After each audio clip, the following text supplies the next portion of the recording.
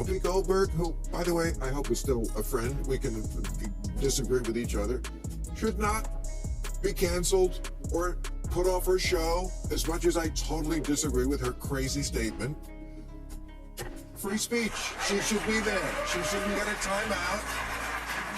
Not every single thing has to be for everybody. Right. We can have platforms that have stuff on them that not everyone on that platform or who consumes stuff on that platform enjoys. And The View is a particularly weird place to do an installation. Walters invented it a long time ago, but it's The View. Well, that's the problem in America. There is one view. Whoopi Goldberg and Bill Maher, two giants of American pop culture, have found themselves in the middle of a clash that feels far less like polite debate and far more like an all-out showdown. They were never the closest of allies, but there was always an undercurrent of mutual regard that suggested boundaries would hold. Now those boundaries seem shattered. What's spilling out isn't lighthearted banter about reality TV fluff. It's a raw ideological standoff, sharp public criticism, and a hard reminder that even long-standing respect can crumble under the weight of today's cultural battleground. So what lit the fuse? The answer has more twists than you might expect. The spark came when Arnold Schwarzenegger, yes, the iconic Governator himself, joined the hosts of The View. Schwarzenegger spoke candidly about his early years as an immigrant arriving in America armed only with determination and a dream. It was a heartfelt moment, one that gave a glimpse into the challenges newcomers face. But then came Maher's trademark jab. He quipped that perhaps the dream included a tub of protein powder for the panel, and just like that, the stage was set for friction that could no longer be ignored. Panel, what is the panel's reaction to Arnold Schwarzenegger saying that immigrants should behave like guests?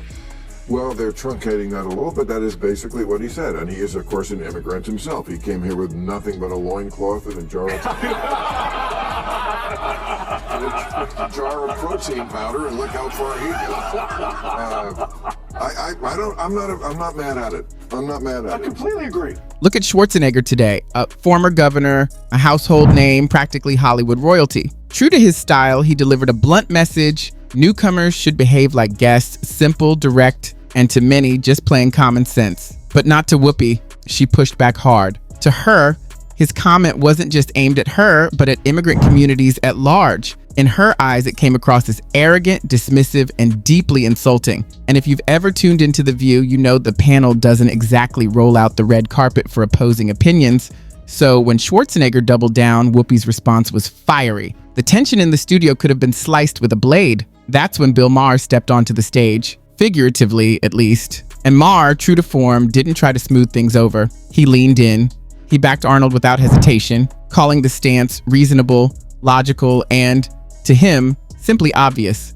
For Whoopi, that was the breaking point. She saw Maher's defense not as neutral commentary, but as an endorsement of a message she believed painted immigrants in a hostile light. To her, it wasn't just tone deaf, it was outright antagonistic. In that moment, the fragile thread holding together her relationship with Maher appeared to snap for good. Going to sometimes have a very different opinion. And the answer is not to make them sit in a corner for 2 weeks. That is insulting. It's so insulting. To make a 65-year-old, the person at ABC News said, I've asked her to take time to reflect and learn about the impact of her comments. Reflect. How insulting for someone of her age, who's a sophisticated person, and the impact of her comment. There is no impact. There aren't neo-Nazis waiting for the green light from the lady on The View to go out and do a new crystal meth. The whole point of free speech is we don't need free speech when we're right, when everyone agrees with us. We need free speech when we're wrong. Let's pause for a reality check. Was Arnold really wrong? Think about it. When you're invited into someone's home, you naturally show respect. You don't toss garbage around, you don't break the rules, and you certainly don't act like the host owes you something. That's just basic courtesy. Yet the idea that immigrants should carry themselves with the same sense of respect has suddenly been twisted into something outrageous. Why? Because in today's climate, applying plain common sense is treated as if it's a crime. Maher understood that perfectly. He didn't flinch, didn't sugarcoat, and refused to mask his opinion with polished political language. He simply said, yes, that's reasonable, and stood by it. For Whoopi, though, that was crossing a line. But here's where it gets interesting. Despite his sharp edge, Maher didn't turn the moment into a campaign to silence Whoopi. He didn't call for her removal from TV or try to push her into Hollywood exile. Quite the opposite, in fact. He defended her right to speak freely, even if he thought she was off the mark. Maher argued that the freedom to be wrong, to say things others dislike or find offensive, is still part of what free speech is meant to protect. And that, he insisted, is what truly matters. Whoopi Goldberg, who, by the way, I hope is still a friend, we can disagree with each other, should not be canceled or put off her show, as much as I totally disagree with her crazy statement. Free speech. She should be there. She shouldn't get a timeout. And here's the truth. Maher was right. Free speech isn't needed when everyone's nodding in agreement. Its value shows up when someone voices a perspective that challenges the room. That's when it matters most. But that's exactly where Whoopi seemed to struggle. She's bold about sharing her opinions, no doubt about that. Yet when others step outside her ideological bubble, their words are quickly labeled offensive, harmful, or worthy of cancellation. If you think that's an exaggeration, just watch The View. Balanced dialogue doesn't thrive there. It's less an open roundtable and more a political sermon dressed up as conversation. The title might be The View, but notice, it's not The Views. Because, let's be honest, the discussion around that table usually lines up behind one perspective. Anyone who dares to challenge it is met not with curiosity, but with scoffs, sneers, and a heavy dose of condescension. The View? It's called The View. It's not called The Facts. Yeah, but isn't it interesting that it's called, it's not, I mean, I don't think they meant this when Barbara Walters invented it a long time ago, but it's The View. Well, that's the problem in America. But There is one view. Take a look at how the show handles dissenting voices. Conservatives like Alyssa Farah Griffin are brought in as if to provide balance, but more often than not, they end up serving as punching bags. You can practically see Sunny Hostin's glare burning into them the moment they speak. That's not a conversation, it's a firing line. And yet audiences are expected to clap along as if it's some grand exercise in democracy. Give me a break. Point is, they didn't vote for him because of racism and misogyny. They voted for him because they felt like, I think the biggest common denominator in this election is people want a good life and ability to provide for their family. Whether we agree or not with Donald Trump's plans, Black people they are thought that he was one of the reflective. poorest demographics in this country, but they voted for Kamala Harris. But there was a split, and more of them voted for Donald Trump than had historically. I think that there's such a desire. If you really think the vast majority of this country voted because of racism and misogyny, you're missing it. Most of my family, a lot of my family doesn't have college degrees. But the stats are the stats. But that's not, it doesn't say I'm white, I voted for Donald Trump because of racism. That's not what stat. What stat are you talking about? Let me just dissect the Yes, you can. There's a lot Hold on. Now, Bill Maher is different. He thrives on argument. He enjoys the back and forth. Even when he thinks Whoopi is completely off base, silencing her is the last thing on his mind. And that's why this clash isn't just another spat between two celebrities. It represents something much larger, the deep cultural rift running through America today. Think about it. On one side, you have people like Maher who stand by the principle of free expression even when they dislike the words being spoken. On the other, you have figures like Whoopi who claim to champion diversity until that diversity includes viewpoints they reject. Then the mask slips, and what was tolerance quickly turns into hostility. The contradiction is hard to miss. The left loves to spotlight inclusion, openness, and compassion. But the moment someone steps outside their ideological bubble and questions sacred narratives, the labels fly: bigot, enemy, or worse, erased altogether. The real struggle isn't over differing opinions, it's about who gets to control the conversation. I'm sure every single member of the Saturday Night Live cast was a Harris supporter. But what if one of them wasn't? What if one of those cast members was for Trump? Would they have felt comfortable saying so? I really don't think so. They would have had to keep it to themselves. That's not a good place for us to be. And I remember when Elon Musk hosted, and this is well before he was a Trumper. This is 3 or 4 years. He was just the richest man in the world. And a number of the cast members on Saturday Night Live, they didn't want to deal with him. And I was thinking, really? You have Elon Musk on your show for a week.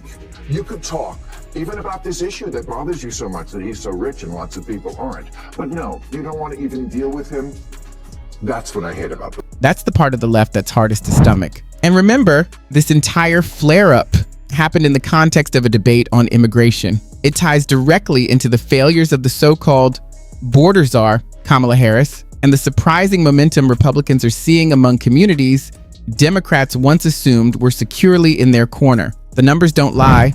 No matter how loudly critics scoff, In places once thought unshakably blue, cracks are showing. This would be the first woman president, first black woman president, and first Asian president. But I don't vote for who will be the first. I vote for who will win. And for whatever reason, Harris has never been popular.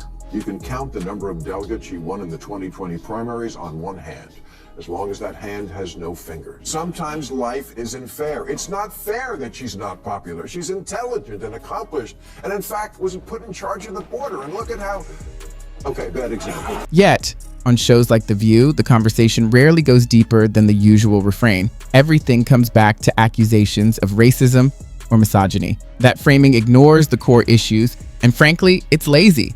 People don't step into the voting booth because of the absence of hate. They vote because they want safer neighborhoods, stable jobs, affordable living, and a future where their families can thrive. If Democrats keep dismissing those bread and butter concerns as nothing more than coded bigotry, they'll find themselves losing ground faster than they realize. But don't expect to hear that truth spoken around the table on The View. Touching that a little bit, I think whenever you have a candidate like Kamala Harris that clearly was not the choice of the Democrat Party, when she got shoehorned into that space, and then you tried to roll out Megan Thee Stallion and Lil Jon and the East Side Boys, everybody was trying to say, hey, black men, let's vote for this now. I mean, it just really didn't work. Well, most of them still did.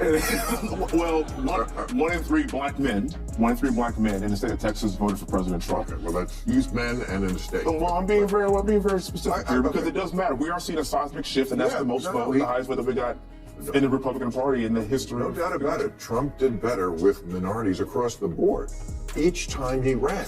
So where does the Whoopi Maher feud stand now? Honestly, it's no longer just about them. It's about the kind of national conversation we actually want. Do we prefer echo chambers that smother disagreement, or do we embrace tough, uncomfortable exchanges that edge closer to the truth? Like him or not, Maher has planted his flag firmly in the second camp.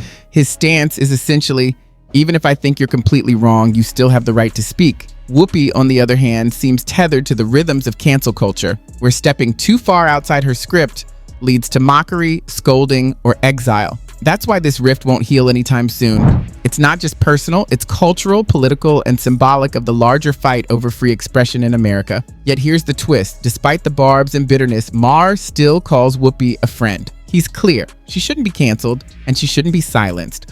All he's asking is that she recognize disagreement for what it is. Not every single thing has to be for everybody. Right. We can have platforms that have stuff on them that not everyone on that platform or who consumes stuff on that platform enjoys. And The View is a particularly weird place to do a situation. Not a reason to erase someone, but a reason to talk. And in an age when cancel culture dominates, that's a rare and surprisingly courageous position to take. Or maybe you side with Whoopi, believing that some statements cross a line and simply shouldn't be tolerated. That's the heart of this debate, and it stretches far beyond two television personalities. So let me know what you think down in the comments. I'd love to hear your take. And if you've enjoyed this breakdown, don't forget to hit like, subscribe, and share it with a friend who thrives on cultural debates. Because this clash isn't fading away anytime soon. The Maher-Whoopi showdown has become more than a celebrity spat. It's a reflection of one of the biggest questions America faces today. Do we still value free speech, or are we handing the mic to angry crowds who decide who gets to talk? One thing's for sure, the sparks are flying and the conversation is far from over.